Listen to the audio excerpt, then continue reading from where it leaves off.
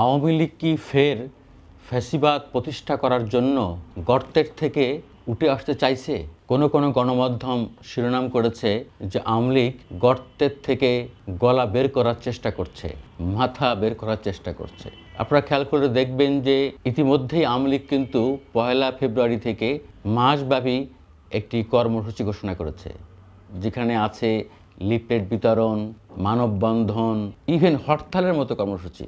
এবং বিদেশ থেকে ঘোষণা করা এই ধরনের কর্মসূচি দেখে কিছু নির্বোধ আওয়ামী লীগের কর্মীরা তারা মাঠে নামার চেষ্টা করছে এবং ইতিমধ্যে কিন্তু অনেকে গ্রেপ্তারও হয়েছে। আমি বুঝি না যে এরা কিভাবে এরকম সাহস করার চেষ্টা করে এত বড় একটা গণ অভ্যুত্থানের পরে, যাদের বিরুদ্ধে এত বড় একটা গণ অভ্যুত্থান হয়েছে, এত মানুষ মারা গেছে, এত মানুষ আহত হয়েছে, সেই ফ্যাসিস্ট, খুনি, সন্ত্রাসী, অর্থ পাচারকারী, জনগণের বুকের উপর চেপে বসা 15 বছরের একটি জগদ্দল শাসন ভার তারা কিভাবে আবার চেষ্টা করে যে আগের চেহারায় ফিরে আসতে। আপনারা শুনেছেন যে গতকাল আদালতে সাবেক এমপি এবং প্রতিমন্ত্রী কামাল মজুমদার তার একটি বোধোদয় হওয়ার সে উক্তি আদালতে বিচারকের সামনে প্রকাশ করেছে অনুমতি নিয়ে।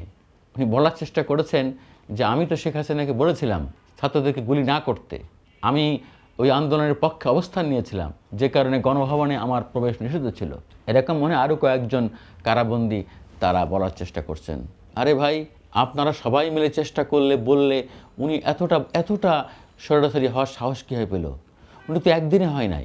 আপনারা যারা আওয়ামী লীগ করেন, যারা একেবারেই গোড়া আওয়ামী লীগ গত 15 বছর ধরে আওয়ামী রাজনীতি করেছেন, তারা নিজেদেরকে একটা প্রশ্ন করুন। পাবলিককে বলার দরকার নেই, প্রত্যেকে নিজের বিবেককে প্রশ্ন করুন। যেভাবে শেখ হাসিনা 15.5 বছর দেশ চালিয়েছে সেটা কতখানি সঠিক ছিল? উনি কি মানুষকে গণতন্ত্র দিয়েছেন? উনি কি মানুষের ভোটের অধিকার প্রতিষ্ঠা করেছেন? উনি কি জোর জুলুম করে ক্ষমতা থাকেন নাই? সারা বাংলাদেশে জুড়ে আওয়ামী লীগ, যুবলীগ, ছাত্রলীগের বিভিন্ন অঙ্গ সংগঠনের একটা সন্ত্রাসী বাহিনী গড়ে ওঠে নাই, একটা হেলমেট বাহিনী গড়ে ওঠে নাই, সমগ্র প্রশাসন কি দলীয়করণ হয় নাই, এবং সমগ্র সরকারি, সামরিক, বেসামরিক সকল প্রশাসনের মধ্যে দলীয় বীজ বপন করার জন্য একেবারে নিয়োগ থেকে একটা চক্রান্ত শুরু করা হয় নাই? পিএসসির মতো পাবলিক সার্ভিস কমিশন, যেখানে এটা ক্যাডার সার্ভিস, যেখানে পরীক্ষা দিয়ে, নানান রকম পরীক্ষা দিয়ে বাংলাদেশের সব মেধাবীরা চাকরিতে আসে, যেটাকে এখনও ধরা হয় চাকরির পাওয়ার, সরকারি চাকরি পাওয়ার একটা অত্যন্ত বিশ্বাসযোগ্য প্রতিষ্ঠান, একটা সাংবিধানিক প্রতিষ্ঠান। সেই পিএসসি কি আওয়ামী লীগ ধ্বংস করে দেয় নাই? পিএসসির যে সমস্ত চেয়ারম্যান, কমিশনার বসানো হয়েছে, তারা কি দলবাদ ছিলেন না? এরপর চিন্তা করে দেখেন তো, সারা বাংলাদেশে কি একটা লুটপাটের তন্ত্র কায়েম হয় নাই? দেখেন তো ব্যাংকগুলো কীভাবে লুটপাট করা হয়েছে, কাদেরকে ব্যাংকের মালিক বানানো হয়েছে। আপনারা দেখেন বাংলাদেশ থেকে কীভাবে টাকা পাচার করা হয়েছে। কারোর কথা বলার সাহস ছিল? হয় আপনাকে আমলিক করতে হবে, আর না হয় মরতে হবে, আর না জেলে যেতে হবে। এরকম একটা পরিস্থিতি সৃষ্টি করা হয়েছিল না? প্রত্যেক প্রশ্ন করেন তো। আর একটা জিনিস দেখেন, যারা আওয়ামী লীগের মধ্যে যারা ওই একেবারেই বঙ্গবন্ধুর আগের আওয়ামী লীগ করতেন, অর্থাৎ 1971 পূর্ববর্তী যে বঙ্গবন্ধু ছিলেন, যেই বঙ্গবন্ধুর ডাকে, যার নেতৃত্বে মুক্তিযুদ্ধ হয়েছিল, যদিও উনি এই 7.5 কোটি বাঙালিকে ফেলে উনি স্বেচ্ছায় পাকিস্তানি বাহিনী হয়ে ধরা দিয়েছিলেন এবং পুরো যুদ্ধের 9 মাস উনি পাকিস্তানে বন্দী ছিলেন।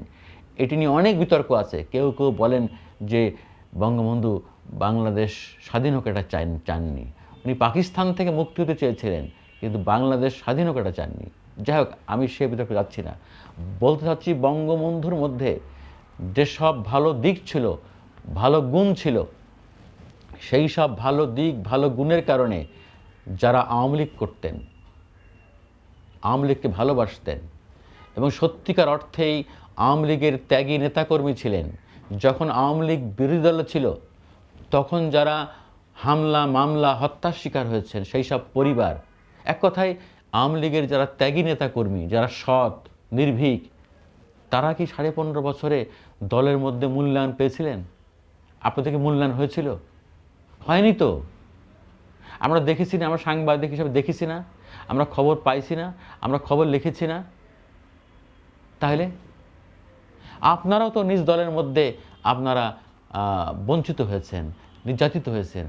বিভিন্ন জেলা উপজেলায় মফস্বলে আওয়ামী লীগে দ্বন্দ্ব সংঘাত হতো না, মারামারি হতো না, কাদের সাথে হতো? ঠিক খবর নিয়ে দেখবেন যে এক গ্রুপ সত্যিকারই ভালো আওয়ামী লীগের লোকজন, আর এক গ্রুপ দুর্বৃত্ত। আপনারা দেখেন নাই যারা সৎ যোগ্য ভালো আওয়ামী লীগের আগের নেতারা তারা মনোনয়ন পায় নাই? বেছে বেছে সকল দুর্বৃত্ত মাস্তান ক্যাডার বাহিনীর যারা হতা তাদেরকে এমপি মনোনয়ন দেওয়া হয়েছে, উপজেলা চেয়ারম্যান বানানো হয়েছে, হয় নাই? তাহলে 15.5 বছর পরে আর এই 24শে গণ অভ্যুত্থানের পরে আপনাদেরকে এই গর্ত থেকে গলা বের করার আগে এই সব পিছনের আমলনামা নিয়ে একটু হিসাব করতে হবে, মূল্যায়ন করতে হবে। এই মূল্যায়নের পরে আমি বলি হ্যাঁ, অবশ্যই আওয়ামী লীগ সামনে আসবে। কারা আসবে? তারাই আসবে যাদের হাতে রক্তের দাগ নাই, যাদের বিরুদ্ধে দুর্নীতির অভিযোগ নাই, যাদের বিরুদ্ধে সন্ত্রাসের অভিযোগ নাই। যেহেতু আওয়ামী লীগ এখনও নিষিদ্ধ দল নয়, একটি নিবন্ধিত দল, বৈধ দল, অবশ্যই মানুষ আওয়ামী লীগ করতে পারে, আওয়ামী লীগের অনেক কিছু সামনে হতে পারে। আপনারা যারা আছেন এই ধরনের ত্যাগী নেতা কর্মী, আওয়ামী লীগের ভালো মানুষ হিসেবে এখনও সমাজে পরিচিত আছেন, তারা প্রকাশ্যে এসে বলেন যে ভাই আমাদের দল ভুল করেছে। ওই যে আমাদের প্রেস সচিব শফিকুল আলম বলেছেন না যে ক্ষমা চাইতে হবে। সমস্যা কোথায়? আপনাদের দলের বড় বড় নেতারা ওনারা ক্ষমা চান না, ওনারা সব বিদেশে পলায় আছেন। আরে ভাই, এটা হয় কিন্তু মরে কিন্তু কর্মীরা, মজা নেয় কিন্তু নেতারা। এটা হয়ে আসতেছে। দেখেন, প্রত্যেকটা আন্দোলন বিপ্লবে সাধারণ মানুষ জীবন দিয়েছে, আর ভোগ করেছে কারা? নেতারা। ওই নেতারা কিন্তু কখনো মরে না, কিন্তু রেয়ার।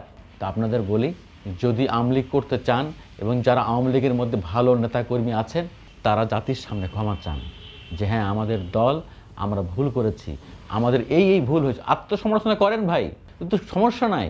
আত্মসমালোচনা করলে, ভুল করে ক্ষমা চাইলে এতে তো বীরত্ব আছে, লজ্জার কিছু নাই।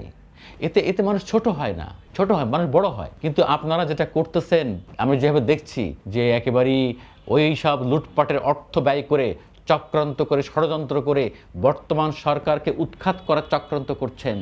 বিভিন্ন জায়গায় হামলা শুরু করেছেন। গত কটা দেখলাম বিভিন্ন জায়গায় কিন্তু হামলা হয়েছে বিএনপির সাথে আওয়ামী লীগের, খারাপ লক্ষণ। গোপালগঞ্জে কি হয়েছে? প্রশাসনের উপরে হামলা হয়েছে, খারাপ লক্ষণ।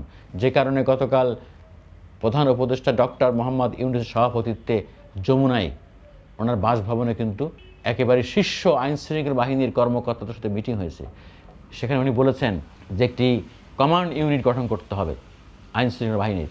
সেখানে উনি কয়েকটা নির্দেশনা দিয়েছেন। একটা হয়েছে যে আইনশৃঙ্খলা বাহিনীকে কমান্ড সেন্টার তৈরি করতে হবে। ফ্যাসিস্ট হাসিনা সহযোগীরা বিভ্রান্ত ছড়াচ্ছে, টাকা খরচ করতেছে, এদের ব্যাপারে সবাইকে সজাগ থাকতে হবে। আর হাসিনার নামে ইন্টারপোলে রেড অ্যালার্ট জারি করতে হবে, এরকম ওনারা কালকে। এবং উনি কিন্তু বলেছেন এই বছরটা, এই যে 2025 কিন্তু খুবই সংকটময় একটি বছর, দেশে একটা যুদ্ধ পরিস্থিতি আছে, এইটা মাথায় রেখে সবাইকে অ্যালার্ট থাকতে হবে। আমি আবারও বলি, এটা আপনারা জানেন, আওয়ামী লীগের হাতে প্রচুর টাকা আছে। ওদের একেবারেই মাঠ পর্যায়ের যে নেতা, পাতি নেতা, তার কাছেও মনে করেন আছে কোটি টাকা। বুঝে নেন, দেশে বিদেশে সর্বত্র ওদের কাছে হাজার হাজার কোটি টাকা আছে।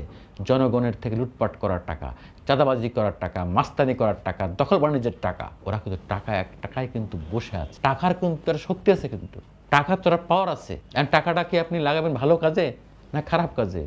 ওই ছুরির মতো, ধারালা ছুরির মতো, ধারালা ছুরি দিয়ে ফল কাটাও যায়, মানুষকে হত্যা করাও যায়। তো আওয়ামী লীগ টাকাটা এখন লাগাবে কোন কাজে? তারা তো মানব কল্যাণে খরচ করবে না, নিশ্চয়ই তারা খরচ করবে এই সরকারের বিরুদ্ধে। দেখেন, সাম্প্রতিক সময়ে যে কিছু আন্দোলন হচ্ছে না, আমি কোনো আন্দোলনকারী সংগঠনের নাম নিতে চাই না। আপনার আন্দোলনগুলোর নেচার দেখবেন, আন্দোলনগুলোর মুভমেন্ট দেখবেন, আপনারা দেখবেন খুবই অ্যানালাইসিস করে এইসব আন্দোলনের নেপথ্যে আপনারা অনেক কারণ খুঁজে পাবেন, অনেক ক্যারেক্টার খুঁজে পাবেন। কেন রে ভাই, আপনাদের ভালো সহ্য হয় না? 15.5 বছর যে মুখ খুলতে পারেন নাই, দম বন্ধ অবস্থায় ছিলেন, 3 বার যে ভোট দিতে পারেন নাই, অন্যায়ের বিরুদ্ধে কথা বলতে পারেন নাই, একটা পার্শ্ববর্তী দেশ আমাদের জিম্মি করে রেখেছিল, তাবেদার বানা রেখেছিল। এখনও যদি আপনাদের ঘুম না ভাঙে, এখনও যদি আপনার জেগে না ওঠেন, কবে জেগে উঠবেন? যারা বিদেশে পলাতক আছেন, আওয়ামী লীগের অনেক এমপি মন্ত্রী, পেশাগত কারণে অনেকে আমার পরিচিত, ভাই গুস্সা হবেন না, সত্য কথা বলছি আপনাদের ভালোর জন্য। রাগ করা কিছু নাই, অ্যানালাইসিস করেন। পরবর্তী প্রজন্ম আপনাদের কাছে কি শিখবে? আপনাদের পরবর্তী প্রজন্ম কি শিখবে? এই নোংরা রাজনীতি করবে? আল্লাহর হস্তে এই নোংরা রাজনীতি শিখায়েন না। আপনার সন্তানরা কিন্তু আপনাদের গালি দিবে, আপনাদের নাতিপুতিরা কিন্তু আপনাদের থুতু মারবে। এই নতুন প্রজন্মের যারা আছে তারা কিন্তু অনেক বোঝে, এরা অনেক জ্ঞান রাখে। আল্লাহর রাস্তায় দেশটাকে বাঁচান, ভুলের জন্য ক্ষমা চান আর কনস্পেসি করেন না। আসেন সবাই মিলে দেশটাকে গড়ে তুলি। আল্লাহ হাফেজ।